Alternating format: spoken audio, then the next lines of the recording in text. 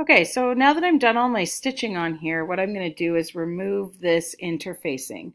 And if you tear gently, it should just rip right off. It should come off really easily.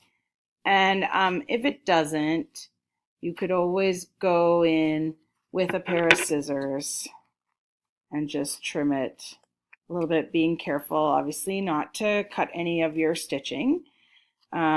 But see, you just want to get rid of all of that stuff.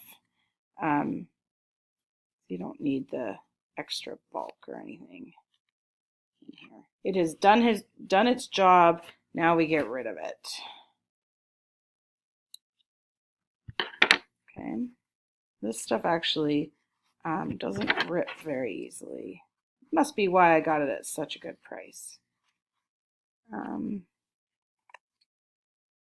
Okay, so I've got most of it off. Now what you're going to do is spray this with a 505 spray to the back of a piece of fabric. You are not going to put any batting in here because you don't need it for this project.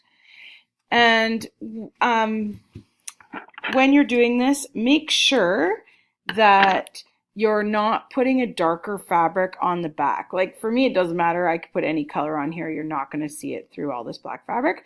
But if you were to do one like my first postcard, which was all white, I had to be really careful about what I put on the back because I didn't want to see it. So spray it, put the two together, and then you just do a zigzag stitch all the way around the entire postcard, and you're done.